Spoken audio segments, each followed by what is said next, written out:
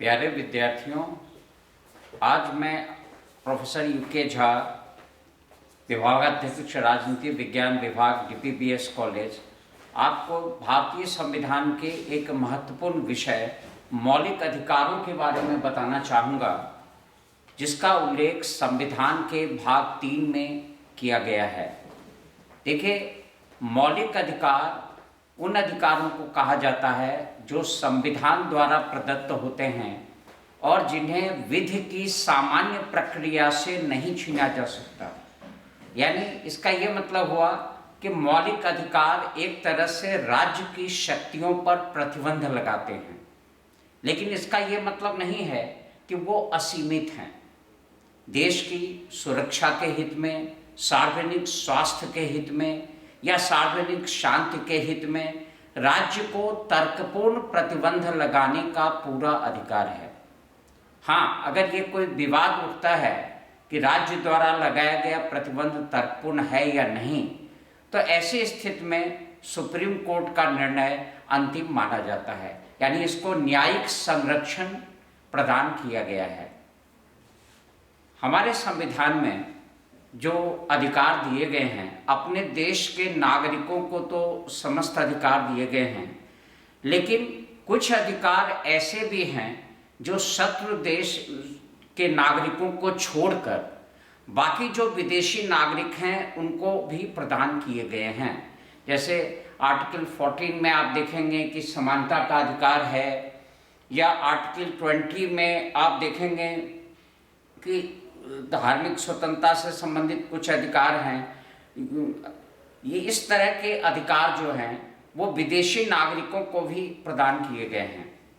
अब आइए हम एक एक करके देखते हैं कि हमारे संविधान में जो मूल संविधान था उसमें 7 मौलिक अधिकारों का जिक्र किया गया था, लेकिन इसमें एक था आर्टिकल 31 में संपत्ति का अधिकार, जिसको बाद में हटा दिया गया मौलिक अधिकारों की श्रेणी से।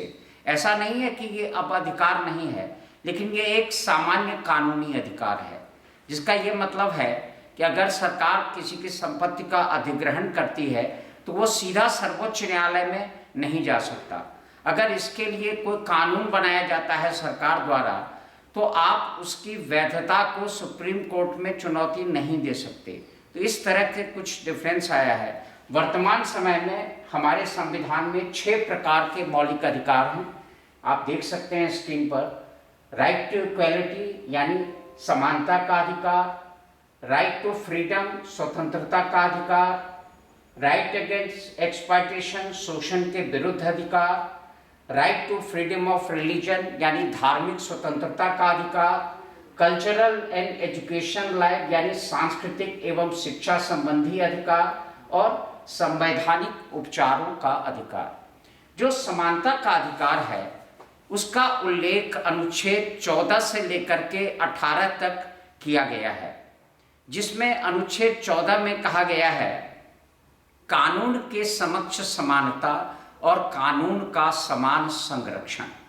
देखिए, कानून के समक्ष समानता का जो विचार है वो ब्रिटेन के संविधान से लिया गया है, जिसका ये मतलब है कि प्रधानमंत्री से लेकर के एक सामान्य नागरिक तक एक ही प्रकार के कानून से शासित होगा और एक ही प्रकार की न्यायिक प्रक्रिया से होकर के गुजरेगा। जहाँ तक कानून का समान संरक्षण का मतलब यह है, वो अमेरिका के संविधान से लिया गया है, जिसका ये मतलब है कि हर व्यक्ति को अपने अधिकारों की, मौलिक अधिकारों की रक्षा के लिए न्यायपालिका की शरण में जाने का अधिकार है। अगर किसी व्यक्ति की परिस्थिति ऐसी है, असमान है, तो उस स्थिति में राज्य का यह कर्तव्य बनता है कि वह उसको कानूनी सहायता प्रदान करे। यानी कोई व्यक्ति अगर अपनी कमजोर आर्थिक स्थिति के कारण अपने पक्ष को अदालत के सामने नहीं रख पाता, जबकि उसके अधिकारों का उल्लंघन हुआ है, तो ऐसी स्थिति में या तो सरकारी वकील उसकी मदद करेगा या उससे कहा जाएगा कि आप अपनी पसंद का वकील चुनें और राज्य उसके शुल्क की अदायगी करेगा। इसको कहते हैं लीगल एड। तो इस प्रकार से अनुच्छेद 14 में कानून के समक्ष समानता और कानून के समान संरक्षण की बात की गई है। जहाँ तक अनुच्छेद 15 का प्रश्न है, उसमें सामाजिक समानता की बात की गई है, जिसमें ये कहा गया है कि जाति, धर्म, भाषा, लिंग, जन्मस्थान, इनमें से किसी भी आधार पर किसी सार्वजनिक स्थल पर, चाहे वो पार्क हो, चाहे वो कोई पूजा स्थल हो या कोई सड़क हो, इस तरह के स्थानों पर किसी प्रकार का भेदभावपूर्ण व्यवहार नहीं किया जा सकता।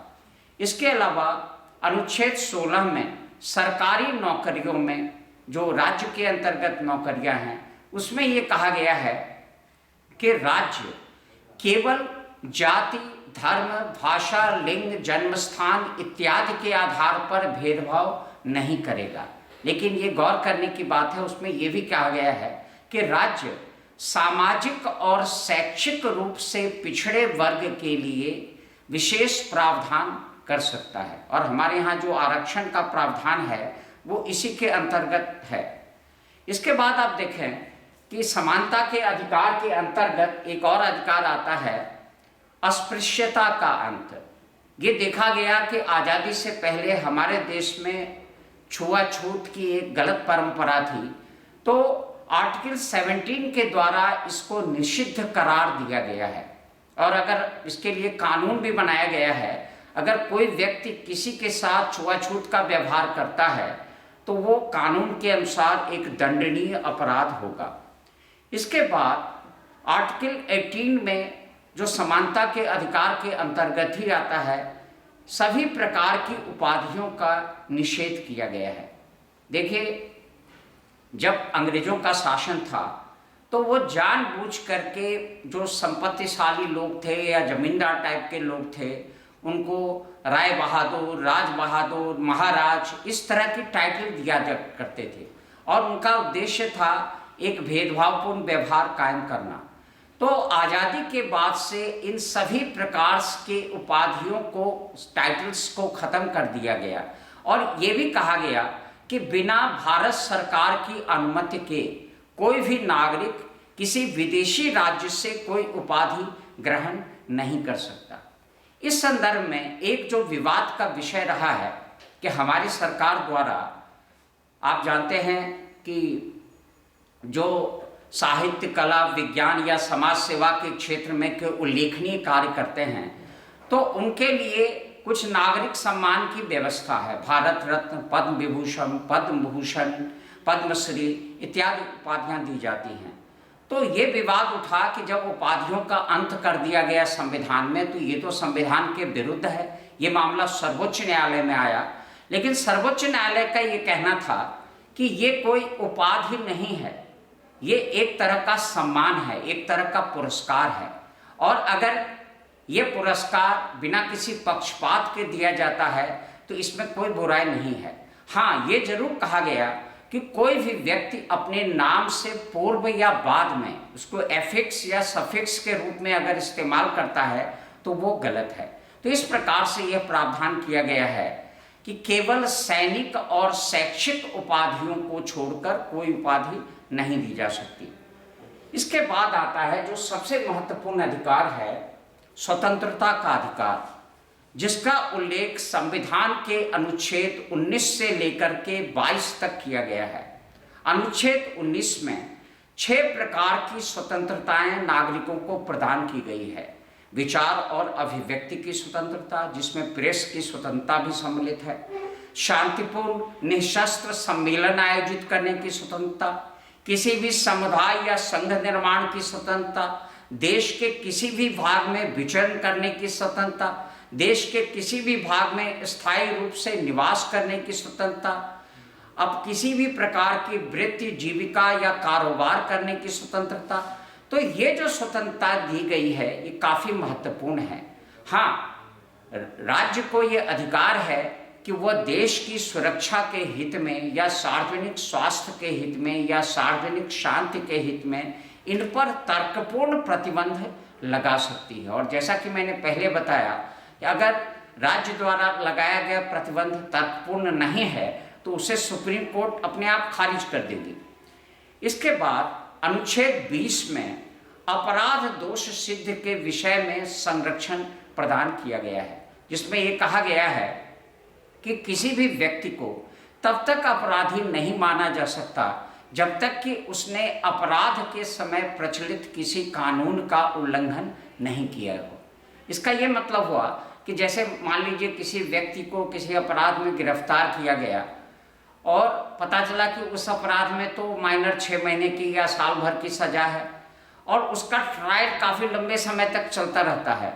उसके बाद इसी बीच में कानून बदल जाता है कि नहीं, अब इस तरह के अपराध के लिए 2 वर्ष की सज़ा होगी या 3 वर्ष की सज़ा होगी, लेकिन यह उस व्यक्ति पर लागू नहीं होगा क्योंकि जिस समय इसने ये अपराध किया था उस समय वो कानून प्रचलित नहीं था। इसका ये मतलब हुआ कि no law can be implemented with retrospective effect, backdate से कोई नियम लागू नहीं होगा। इसके अलावा इसमें यह भी कहा गया है कि एक व्यक्ति को एक मामले में 1 से अधिक बार दंडित नहीं किया जा सकता, जिसका यह मतलब है कि कोई व्यक्ति किसी अपराध में गिरफ्तार किया गया, ट्रायल चल रहा है और ट्रायल उसका लंबा चलता है और मान लीजिए उसमें 6 साल की सज़ा निर्धारित है, पता चला कि वो 10 साल पहले ही जेल काट चुका है, तो उसको दोबारा से 6 साल की सज़ा नहीं दी जाएगी क्योंकि ये मान लिया जाएगा कि जो निर्धारित सज़ा है उससे ज़्यादा ही उसने काट लिया है। इसमें यह भी कहा गया है कि किसी भी व्यक्ति को खुद उसके खिलाफ गवाही देने के लिए बाध्य नहीं किया जा सकता। तो ये जो अधिकार हैं ये अपराध दोष सिद्ध के विषय में नागरिकों को प्रदान किए गए हैं ताकि राज्य द्वारा, प्रशासन द्वारा शक्तियों का दुरुपयोग न किया जाए। इसके बाद अनुच्छेद 21 है जो मैं कहता हूं कि सबसे महत्वपूर्ण अधिकार है। अनुच्छेद 21 में कहा गया है कि no person shall be deprived of his life and personal liberty except according to the procedure established by law. किसी भी व्यक्ति को उसके जीवन और दैहिक स्वतंत्रता से विधि द्वारा स्थापित प्रक्रिया के अतिरिक्त अन्य किसी भी प्रक्रिया से वंचित नहीं किया जा सकता। ये आर्टिकल इसलिए इम्पॉर्टेंट है कि जब आपातकालीन स्थिति लागू हो जाती है तो आपके सारे मौलिक अधिकार समाप्त हो जाते हैं। पहले ये भी समाप्त हो जाता था, लेकिन संविधान में जो 44वां संशोधन किया गया उसमें ये कहा गया कि आपातकालीन स्थिति में भी यह अधिकार यानी जीवन एवं दैहिक स्वतंत्रता का अधिकार समाप्त नहीं होगा और इसीलिए यह अधिकार काफ़ी महत्वपूर्ण है।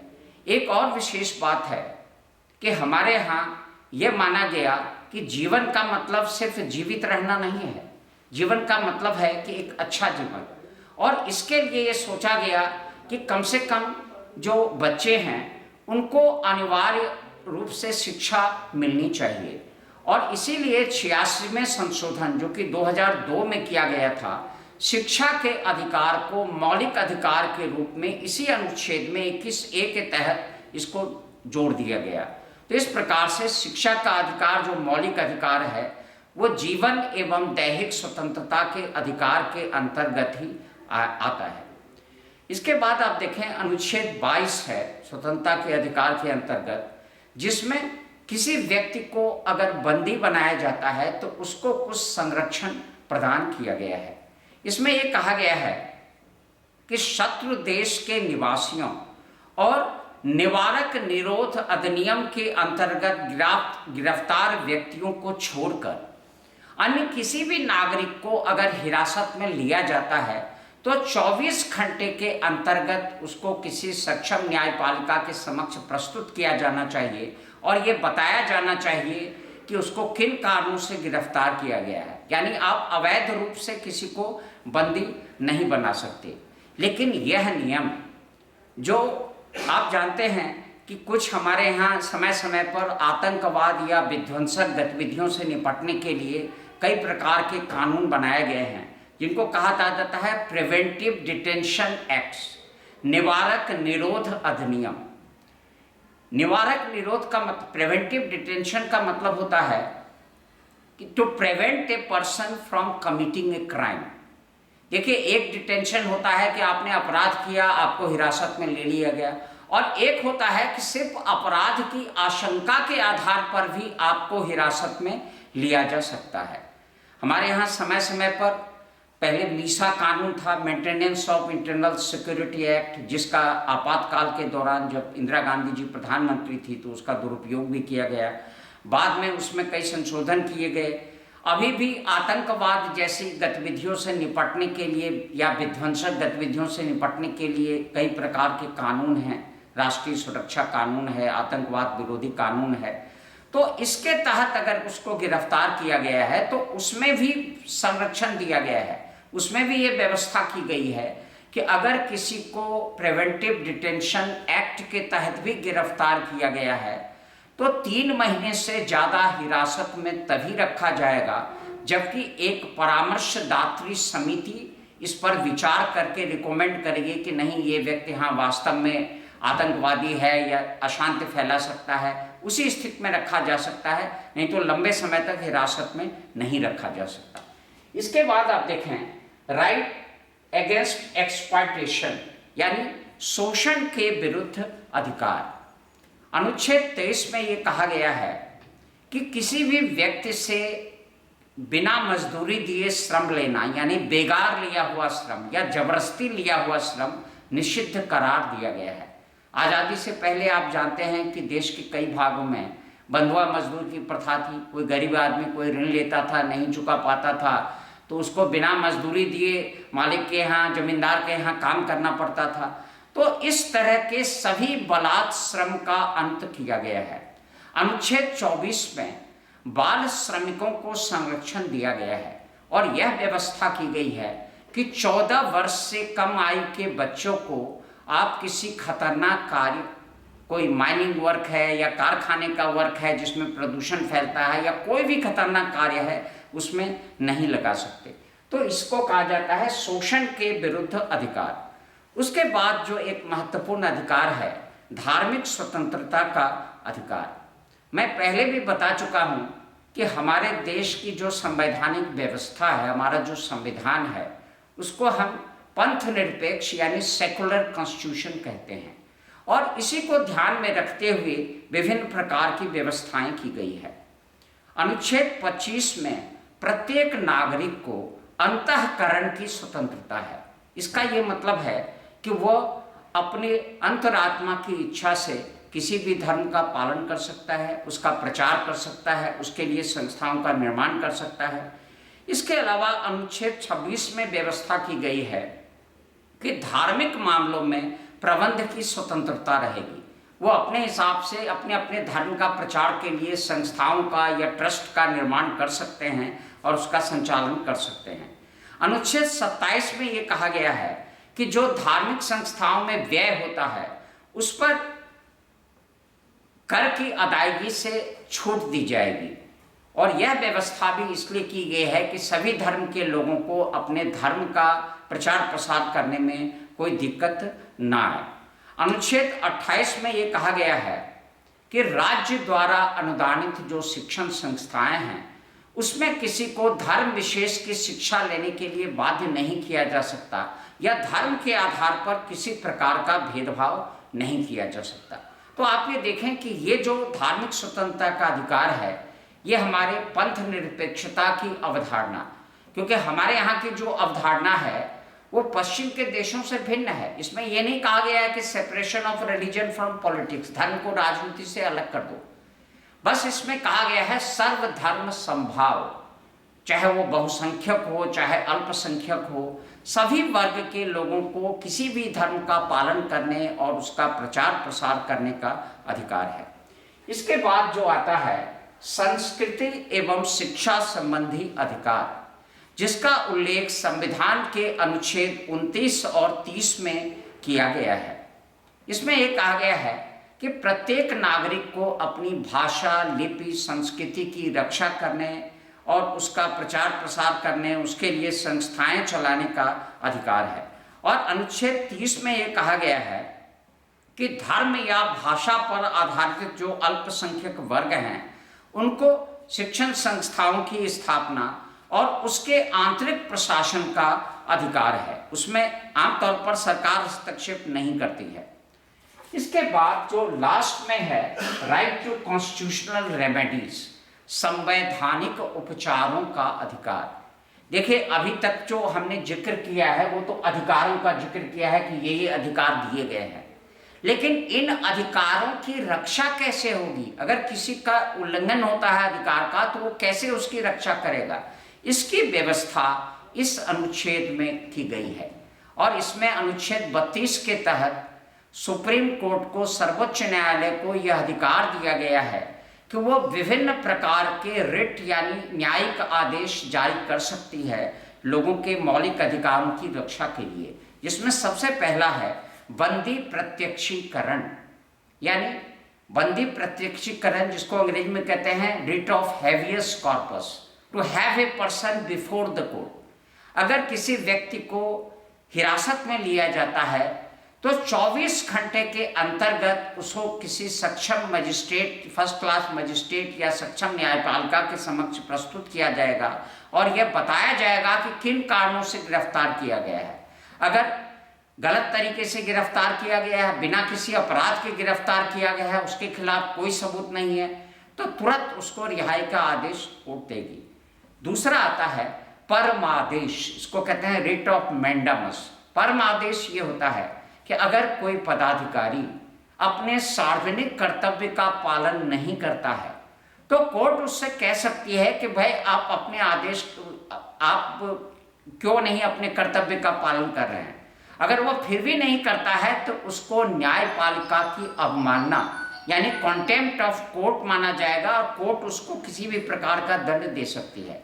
जैसे मान लीजिए आप गए किसी ऑफिस में, आपको जाति प्रमाण पत्र बनवाना है या आय प्रमाण पत्र बनवाना है, और अधिकारी जानबूझ के बदमाशी करता है, आपसे पैसे मांगता है, तो आप अगर जाते हैं सर्वोच्च न्यायालय या उच्च न्यायालय में, तो वो उस अधिकारी को ये रिट जारी करेगा और कहेगा कि आप अपने कर्तव्य का पालन करें। तीसरा जो रिट है वो है प्रतिषेध, प्रोहिबिशन। प्रोहिबिशन का मतलब होता है अगर कोई निचली न्यायपालिका किसी ऐसे मुकदमे की सुनवाई करती है जो उसके अधिकार क्षेत्र में नहीं आता है, तो उस पर फौरन ही रोक लगाने का आदेश पारित किया जा सकता है सुप्रीम कोर्ट द्वारा। उसके बाद है उत्प्रेषण, जो इसी का एक एडवांस फॉर्म है कि इसके अंतर्गत सुप्रीम कोर्ट निचली न्यायपालिका से किसी भी मुकदमे को अपने पास मंगवा सकती है। अगर उसको लगता है कि निचली न्यायपालिका अपने अधिकार क्षेत्र से का दुरुपयोग कर रही है, तो उस मुकदमे को अपने पास मंगवा करके उस पर सुनवाई कर सकती है। उसके बाद आता है अधिकार परीक्षा। अधिकार परीक्षा जिसको कहते हैं को वारंटो। अगर कोई व्यक्ति किसी ऐसे सार्वजनिक पद पर कार्य करने का दावा करता है जिसके लिए वो अर्ह नहीं है, और कोई दूसरा उसके शिकायत करता है सुप्रीम कोर्ट में, तो कोर्ट उससे कहेगी कि आप ये बताएं कि आप किस हैसियत से कार्य कर रहे हैं। क्या आपके पास कोई नियुक्ति पत्र है? क्या आपने एक निश्चित नियमावली के तहत आपकी नियुक्ति हुई है? जब कोर्ट को लगता है कि हाँ वैलिड आदमी है तो उसको कार्य करने देती है, नहीं तो उसको फौरन हटा दिया जाता है। तो हमारा जो संविधान है वो केवल मौलिक अधिकार प्रदान नहीं करता है, बल्कि उसका संरक्षण कैसे हो इसकी भी व्यवस्था करता है। और इसीलिए आप देखेंगे कि सरकार इसमें मनमाने ढंग से परिवर्तन नहीं कर सकती। परिवर्तन कर सकती है, संशोधन कर सकती है, लेकिन सुप्रीम कोर्ट को ये लगता है कि ये संविधान के कहीं भी संविधान के मूल ढांचे का उल्लंघन हो रहा है तो वो उस पर रोक लगा सकती है। तो इस प्रकार से मैं समझता हूँ कि मौलिक अधिकार भारतीय संविधान की आत्मा है। यह एक ऐसा महत्वपूर्ण अंश है जो एक प्रजातांत्रिक देश होने के नाते देश के नागरिकों को प्रदान किया गया है, और हम सब का कर्तव्य है कि हम अपने इन अधिकारों का सदुपयोग करें। मैं अगले वीडियो में आपको बताऊंगा कि अधिकारों के साथ साथ कर्तव्यों का भी उल्लेख होता है, तो उसके बारे में मैं आपको बताऊंगा कि मौलिक कर्तव्य क्या क्या हैं। धन्यवाद। कितने देर का हुआ?